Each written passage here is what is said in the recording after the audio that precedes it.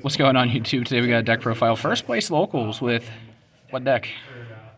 Goth Mommy. Goth Mommy. Goth McConko. Well, explain Goth McConko to me. Goth McConko. Okay, it is Yubel. It's pretty self-explanatory. You just summon Yubel and then you punch your opponent, and then you have cards that make your opponent have to punch you.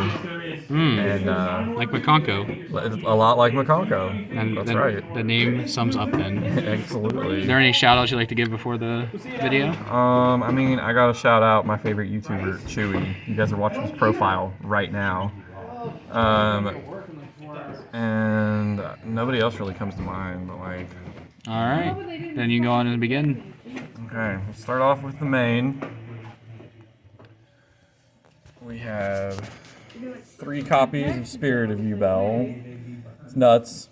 Special summon when your opponent declares an attack, and then on summon it can add or set a Yubel spell trap, so it plays really well around Droll. And also it has the Yubel effect that you don't take any damage from attacks involving it. And then it's a non-once per turn if it's destroyed to just summon OG Yubel, which we're playing one of.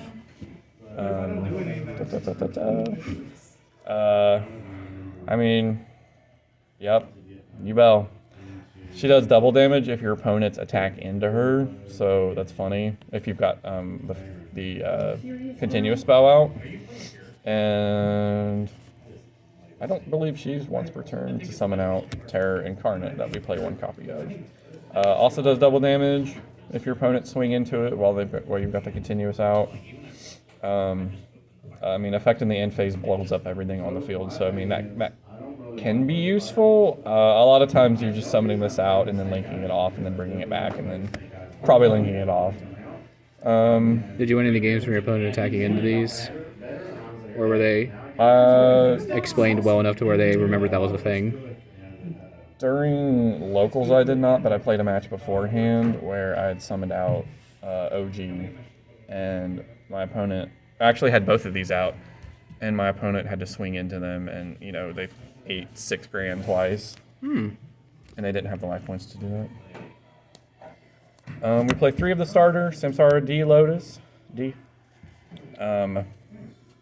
I mean, on normal summon, or on summon of it, you distribute it, special summon Yubel from deck, get your combo started, and then in the end phase, if you control OG Yubel, it summons back from the grave, or you can add it to hand, so it's good discard fodder for super poly, and also it can just mess up your opponent. This, honestly, it put in a shift today, because there's several times that my opponent, you know, they went effect to whatever, and then you go, okay, we'll chain, and then the effect is now destroy Yubel that I control. You play 3 Nightmare Pain because it's a searcher. If you pop a dark monster, it is also the reason that you win games because your opponent takes all the damage that you would have taken. Super funny. We're playing 2 of the Trap. A lot of people I've seen have played 1 of this, but I think this is too good that if you just lose it off of like maybe a Runic Mill, or if somebody just outs it, it's yucky good because it summons any Yubel from Banish or Grave. That's a quick effect. And it's also super poly for OG Yubel. It's only 1 effect per turn though, so you got to keep that in mind. And then it also has the clause that when you summon Yubel, your opponent, neither player can activate cards in response to it, to the summon. So a lot of things that you have to watch out for are, a lot of times, is summoning Spirit off of it. You need to make sure that if you're going to special it, this needs to be chain link too, because it will miss the timing of when.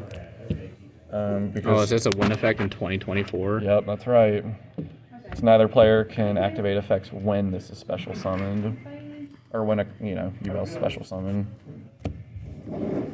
So if you're playing against this deck, make sure you keep an eye out for that too, because a lot of people, I think that's one of those effects that people will pull over your head. We're playing 2 copies of Dark Beckoning, and then 2 copies of what is this card called? I can't read it. Opening of the Spirit Gates. Opening of Spirit Gates. Okay. You didn't play the Sacred Beast structure deck? I think in some universe there's a build that includes Sacred Beast stuff, and it would be really fun. So basically, normal summon searches this. If you activate this, it searches this.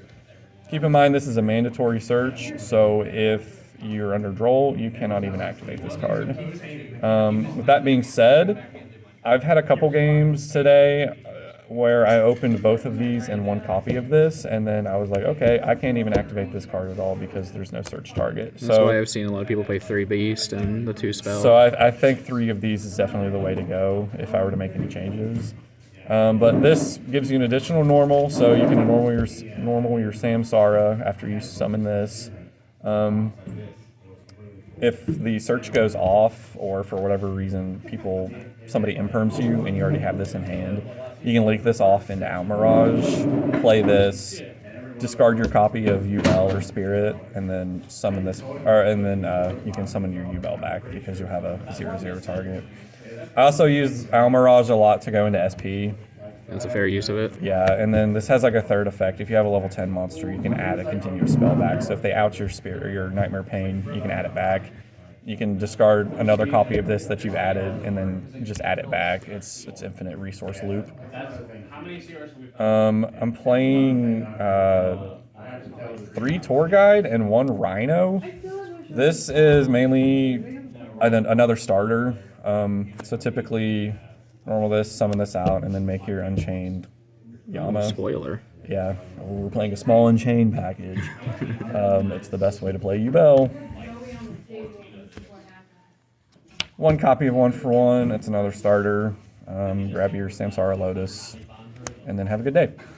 We're playing 1 red dog, 1 blue dog, and this yellow dog. He's not a dog. He's not a dog. It's a dude. He's the one petting them dogs. We're playing 1 copy of the trap. Bonkers. Quick effect, dodge imperm by killing your stuff. And then if you link it away, you get to set the trap, and then typically your link monsters, you can, if you've played Unchained, you know the I don't think a lot of people know about how good Shavara is. No, Shavara is yucky good. I didn't read a single Unchained card, despite having played in the format that they were like super yucky good. And when I finally read these, I was like, oh, that's why that was hit. So yeah. This guy's just an extra body, so if your stuff gets destroyed while it's in hand, you can just special it out, and then it's link fodder.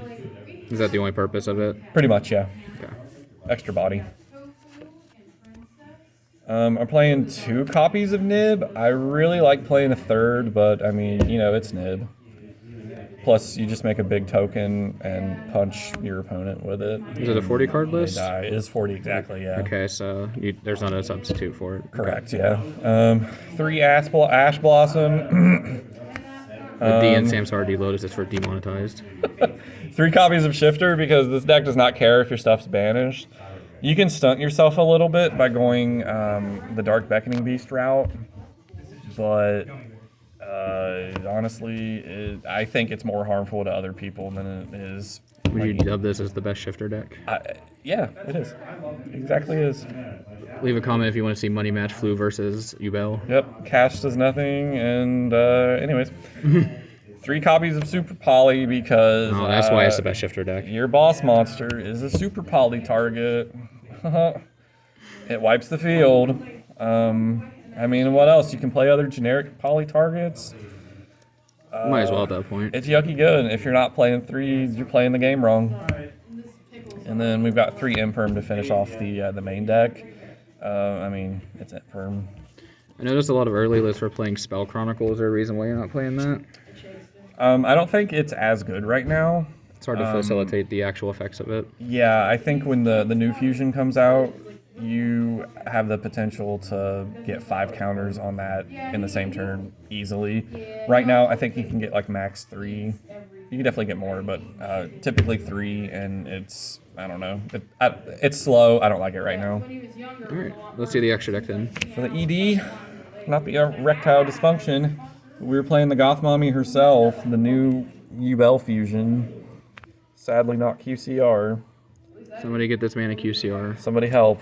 We've been hunting them in Facebook groups. We have. So generic super poly target, it's Yubel plus effect monsters. You just wipe your opponent's entire board. I played a game earlier where they had 5 Snake Eyes monsters out, and I stole the entire board and hit them for 3k. If it battles, again, you don't take any damage, and it can't be destroyed by battle. But at the end of the damage step, it activates to banish your opponent's monster, and then it deals the damage to your opponent equal to that monster's attack. So it's kind of like Flame Wingman, you know? I guess hence the reason the art is that way. For Unchained, we're playing 1 Yama, because it's a searcher. We're playing 1 Blue Dog, because it's generic to go into with your Unchained stuff, plus it has potential to disrupt your opponent by linking their stuff away. And going into the 3rd dog, Red Dog. I'm gonna be honest, I didn't use these at all today. I think it's just because I didn't get to it. But if you were to cut anything from the extra deck, like I don't think you need the Red Dog. I think the red dog's kind of the best one, It is pretty good. at least in this type of deck. I didn't play Abomination, and I wish I did, just because it's gross. It's yucky good. For other links, we have Dark, Salad Almirage. It's mandatory. SP Little Knight, she put in a shift today as well, as she does. And that's what we have for links. So how come no Hida in a world of just big fire guys? You could play Hida, mainly because Red Dog. You also have Almirage. Shavara and Red Dog. So honestly, Hida is not a bad option. For super poly targets, we're playing the God card, Moo Dragon. That card is just absolutely nuts because, you know, if you can't super poly your opponent's stuff into Yubel, I mean, you're going to make Mud Dragon or you're going to make Garura, also included. One that I don't know if anyone else is playing this, but I'm playing the Ad Ignistory fella because it's a Link and a Cybers monster.